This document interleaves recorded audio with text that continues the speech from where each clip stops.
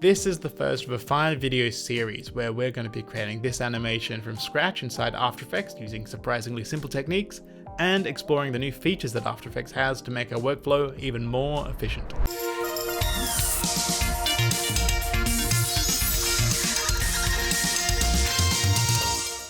This video is proudly brought to you with the help of Adobe. The other videos in this series are already available on the Adobe Video and Motion channel on their Essential Workflow playlist, linked up here and down in the description as well, so you don't have to wait at all. In this video, we'll be creating this animation using the new Properties panel in After Effects, which will serve as the essential foundation for all of the other instances and neat effects that will just be the icing on top. This whole scene is created essentially by animating one shape and then creatively looping and duplicating it to get the illusion of some sort of jellyfish-like ocean creature. Now I'm using the beta version of After Effects, which at the time of recording is where you can access the new Properties panel, but it will be added to the next version of After Effects in early 2022. Until then, you can download the beta from the Creative Cloud app, select Beta Apps, and then install the freshest version of After Effects alongside the current release. So we're going to be using the Properties panel, which is exactly like the Properties panel in other Adobe applications. This is all the properties of the layer that you've got selected.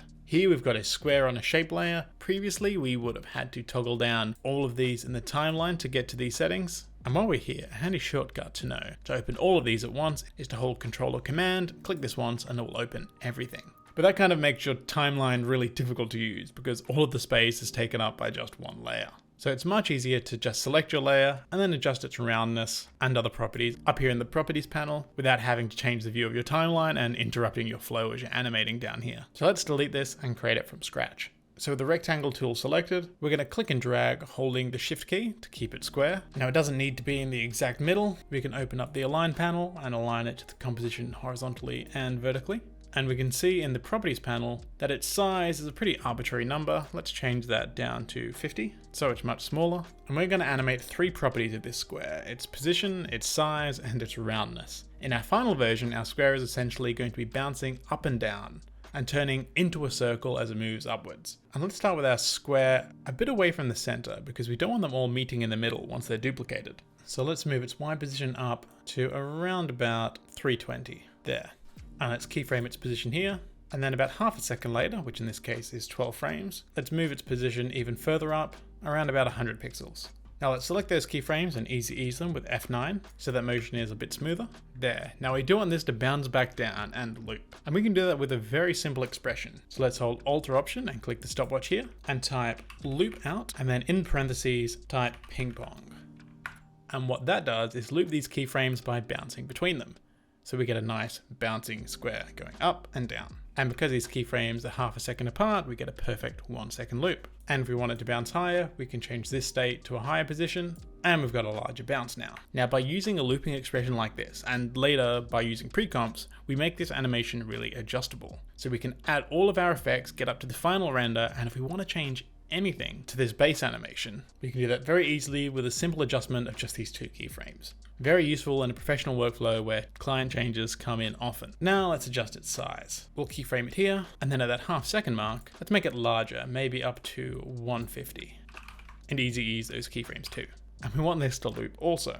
So a very easy way to do that is to select our position property, which already has that expression, right click, choose copy expression only, select the size property, and paste it with Control V. So now we've got the size looping too as it bounces. Now to turn it into a circle, we can do that with its roundness property. So let's keyframe it at 0 here, and then at 12 frames in, let's increase it to 75, which will make it a perfect circle. Then let's easy ease again and paste on our looping expression, and there we go.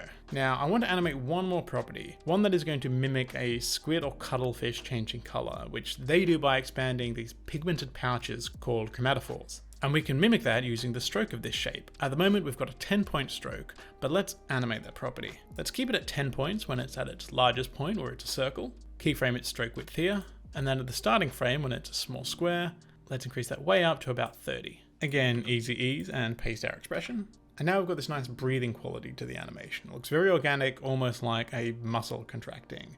And because the yellow is more prominent at this state, it looks like it's changing color, just not completely. But in the animation, there's only one frame where we do get these sharp corners, and that's a little jarring. So to remove that, let's just change the roundness from 0 at the start here up to 1. So now it's much smoother. And to amplify that breathing motion, we can make an adjustment to the motion curve in the graph editor.